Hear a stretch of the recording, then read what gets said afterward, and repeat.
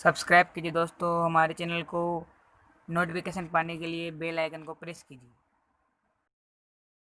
Good morning student, welcome to online class. आज के हमारी क्लास है 8th क्लास, सब्जेक्ट है साइंस, लेसन नंबर 7, टॉपिक है पौधे व जंतुओं का संरक्षण। आज हम इसमें जो इसका फर्स्ट पार्ट है वो कंप्लीट हो चुका है, इसका सेकंड पार्ट पढ़ेंगे। और सेकंड पार्ट में आज हमारा फर्स्ट जो टॉपिक है वन्य प्राणी अभ्यारण्य।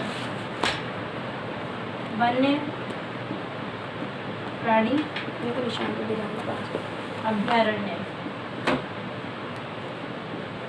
चलिए देखते हैं क्या होते हैं वन्य प्राणी अभ्यारण्य।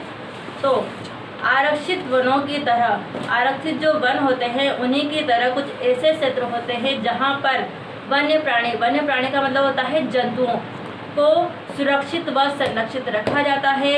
ऐसे स्थानों को वन्य प्राणी अभ्यारण्य कहा जाता है। अभ्यारण्य वह स्थान होते हैं जहां पर प्राणियों व जंतुओं को मारना, उनका शिकार करना, उनको पकड़ना पूर्ण रूप से निषिद्ध व दंडनीय अपराध माना गया है।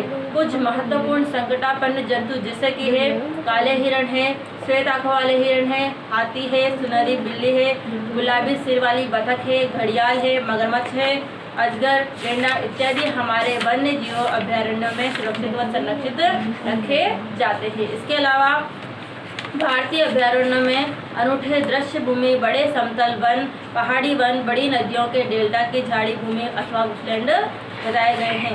ठीक है, इसके बाद हम बात करते हैं राष्ट्रीय उद्यान के बारे में। किसके बारे में? राष्ट्रीय उद्यान।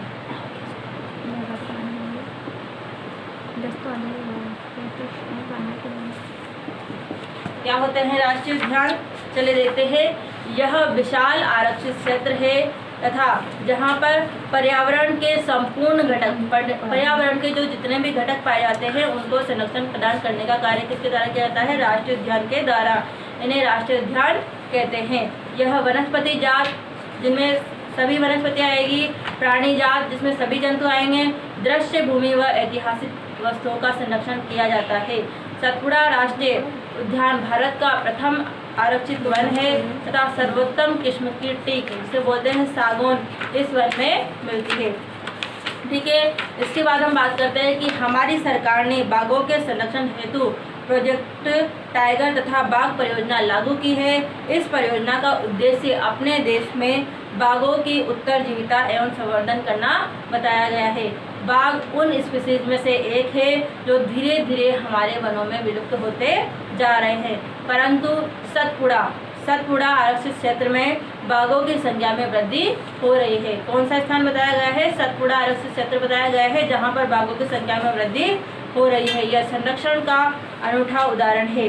किसी समय शेर, हाथी, जंगली भैंसे तथा बारहसिंगा भी सतपुड़ा राष्ट्रीय उद्यान में पाए जाते थे।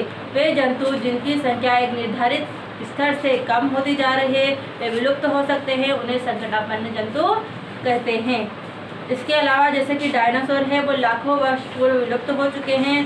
कुछ जीवों के प्राकृतिक आवास में व्यवधान होने से उनके अस्तित्व को खतरा पैदा हो जाता है। इसके बाद पौधों व जंतुओं के संरक्षण के उद्देश्य से सभी राष्ट्रीय उद्यानों के लिए कड़े नियम लागू किए गए हैं। मानवीय गतिविधियां जैसे कि चराना, अवैध करना, अवैध शिकार करना, जानवरों को पकड़ना या मारना, जलावन, पौधे की लकड़ी व औषधीय पौधे एकत्र करना स्वीकार्य नहीं है। इसके अलावा बड़े जंतुओं के अपेक्षा छोटे जंतुओं के विलुप्त होने की संभावना कहीं अधिक बताई गई है। अक्सर हम सांप, मेंढक, छिपकली, चमगादड़, उल्लू इत्यादि की निर्दयता से मार डालते हैं, जिन्हें पारितंत्र को पारितंत्र को प्रभावित करते हैं और उनको मार करके हम स्वयं को हानि पहुंचा रहे हैं। यद्यपि वे आकार में छोटे हैं किंतु वे हमारे लिए आवश्यक होते हैं और पारितंत्र में उनके योगदान को अनदेखा नहीं किया जा सकता। वे आहार जाल व आहार श्रृंखला के भाग होते हैं। इसके बाद हम बात करें रेड डाटा बुक। क्या होती है रेड डाटा बुक? तो रेड डाटा बुक वह पुस्तक होती है जिसमें सभी संकटापन्न स्पीसीज का रिकॉर्ड रखा जाता है। जिन पे भी जो प्रजातियां विलुप्त होने वाली हैं उनका रिकॉर्ड इस पुस्तक में रखा जाता है। पौधों, जंतुओं व अन्य स्पीसीज के लिए अलग अलग रेड डाटा बुक है। सभी पौधों, जंतुओं व अन्य स्पीसीज के लिए अलग अलग रेड डाटा बुक बताई गई है। इसके बाद हम बात करते हैं प्रवास। क्या होता है प्रवास? तो जलवायु में परिवर्तन के कारण प्रवासी पक्षी प्रत्येक वर्ष सुदूर क्षेत्रों से एक निश्चित समय पर उड़ करके आते हैं। वह यहाँ किसके लिए आते हैं? अंडे देने के लिए आते हैं, क्योंकि उनके मूल आवास में उनका जो जहाँ पर वो उनका मूल स्थान होता है वहाँ पर शीत होने के कारण वह उस स्थान पर उस समय जीवन यापन हेतु अनुकूल नहीं होते हैं। तो ऐसे पक्षी जो उड़कर सुदूर क्षेत्रों तक लंबी यात्रा करते हैं उन्हें क्या कहते हैं? प्रवासी पक्षी कहते हैं। इसके बाद हम बात करते हैं कागज का पुनर्चक्रण। कागज का जो पुनर्चक्रण है वो कैसे होता है? तो 1 टन कागज प्राप्त करने के लिए पूर्ण रूप से विकसित 17 वृक्षों को काटा जाता है। 1 टन कागज प्राप्त करने के लिए कितने वृक्षों को काटा जाता है? 17 वृक्षों को काटा जाता है। अतः इससे हमें कागज की बचत करनी चाहिए। कागज का 5 से 7 बार पुनर्चक्रण किया जा सकता है। ठीक है, इसमें बताया गया है कागज के पुनर्चक्रण के बारे में।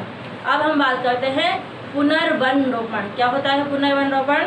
तो वनोन्मूलन का उत्तर जो होता है वो क्या होता है? पुनर्वन रोपण। पुनर्वन रोपण में काटे गए वृक्षों की कमी को पूरा करने के उद्देश्य से नए वृक्षों को रोपण करना, मतलब नए वृक्ष लगाना बताया गया है। रोपण वाले वृक्ष सामान्यतः उसी स्पीसीज के होते हैं जो उस वन में पाए जाते हैं। उसी स्पीसीज के होते हैं जो उस वन में पाए जाते हैं। हमें कम से कम उतने ही वृक्ष लगाने चाहिए जो जितने हमें काटे हैं। प्राकृतिक रूप से वन का पुनर्वन रोपण हो सकता है। यदि वनोन्मूलन क्षेत्र को अवरोधित छोड़ दिया जाए तो वह स्वतः पुनः स्थापित हो जाती है। प्राकृतिक वन रोपण में मानव गतिविधियों का कोई स्थान नहीं बताया गया है। हम अपने वनों को अब तक बहुत अधिक नष्ट कर चुके हैं।